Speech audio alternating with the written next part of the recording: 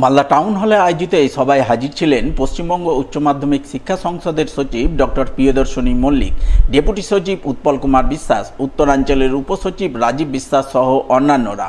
এছাড়া উপস্থিত ছিলেন জেলা মাধ্যমিক বিদ্যালয় পরিদর্শক বাণীব্রত দাস, জেলা পরিষদের সভাধিপতি লিপিকা বর্মন ঘোষ সহ অন্যান্যরা। তারা সকলে মিলে 2026-এর উচ্চ মাধ্যমিকের সেমিস্টার 3 পরীক্ষা সুষ্ঠুভাবে সম্পন্ন করার বিষয়ে আলাপ আলোচনা করেন। পরীক্ষা পর্ব সুষ্ঠুভাবে সম্পন্ন করতে পরীক্ষা ব্যবস্থার সঙ্গে যুক্ত বিশিষ্ট শিক্ষাবিদ, centre in charge, centre secretary, venue সুপারভাইজারদের সঙ্গে নানান বিষয় নিয়ে আলোচনা করেন। পরীক্ষা নির্বিঘ্নে সম্পন্ন করতে বেশ কিছু প্রয়োজনীয় নির্দেশাবলী মেনে চলার কথা জানান।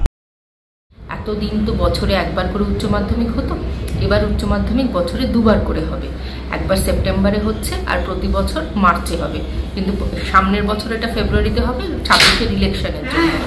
তো মূলত আমরা সেই প্রস্তুতি সভার জন্য এখানে উপস্থিত হয়েছি। এখানে আমরা কিছু নির্দেশাবলী দেব, এখানে কিভাবে খুব শান্তভাবে সুষ্ঠুভাবে পরীক্ষাটা চালানো যায় তার জন্য আমরা এখানে অ্যাপিল করতে এসেছি। আমরা ডিস্ট্রিক্ট অ্যাডমিনিস্ট্রেশনের কাছে বিশেষ কিছু অ্যাপিল রেখেছি, যেগুলো প্রত্যেকবারই পরীক্ষার সময় আমরা চাই যে যাতে অব্যাহত থাকুক।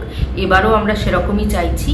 এটা ছাড়াও যেটা আমরা বলতে এসেছি যে একটা সেমিস্টার চালানোর জন্য যে নতুন নিয়ম, যে নতুন শর্তাবলীগুলো আছে, সেগুলোরও আমরা আজকে একটা কমপ্লিট একটা পিপিটির মাধ্যমে এখানে নিদর্শন